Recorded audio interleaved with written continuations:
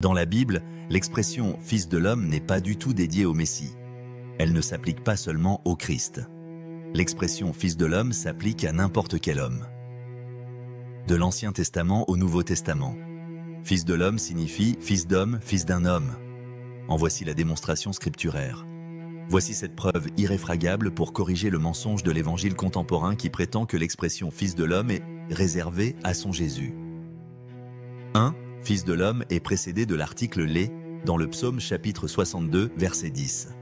Le pluriel marqué ici par « les » renvoie à plusieurs, à beaucoup, et exclut par conséquent tout monopole.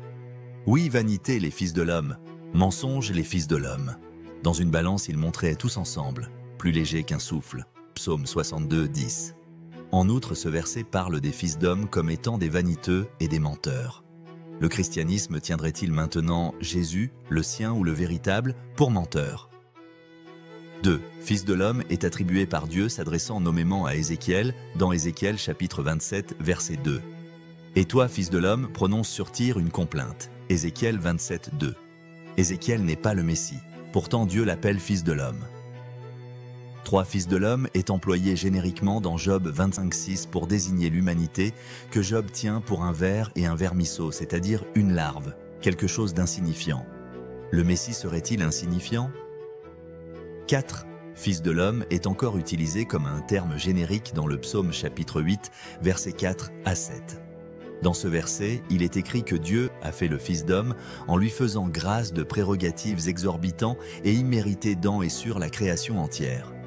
En ce moment-là, le Messie n'avait pas encore été fait, c'était des siècles avant sa venue, si bien qu'il ne pouvait pas s'agir de lui. 5. Fils de l'homme est encore un générique et s'utilise pour dire l'indigence du mensonge quand nous y adhérons.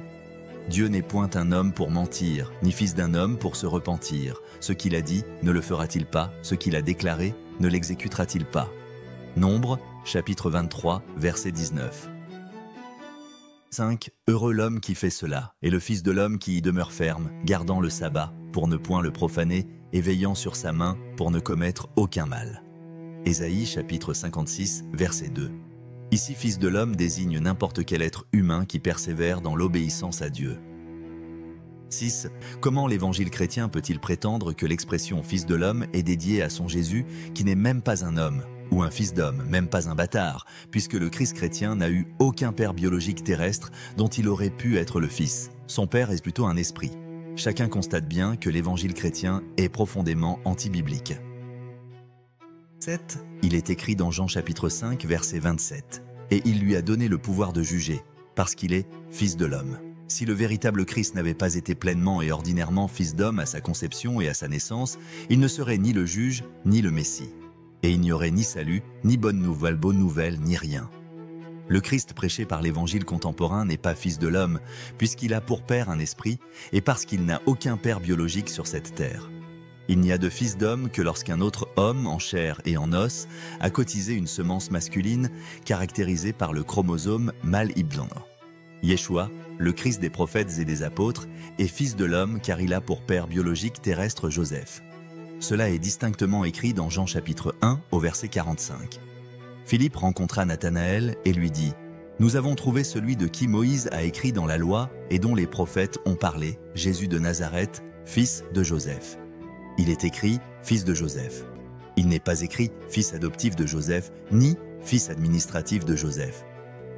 Fils de l'homme revient plus de 80 fois dans les évangiles et est toujours associé à l'humanité effective et intégrale, réelle, à son abaissement volontaire, à sa fratrie avec les siens, les hommes, procréés. En conclusion, Fils de l'homme est une expression par laquelle tout homme sur cette terre est désigné dans la Bible.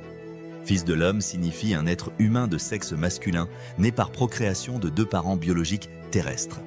Le Christ des prophètes et des apôtres, Yeshua, est fils de l'homme. Par contre, le Christ de l'évangile chrétien n'est pas un fils d'homme. Il est un hybride éthéré, émasculé et efféminé, totalement étranger à l'espèce humaine.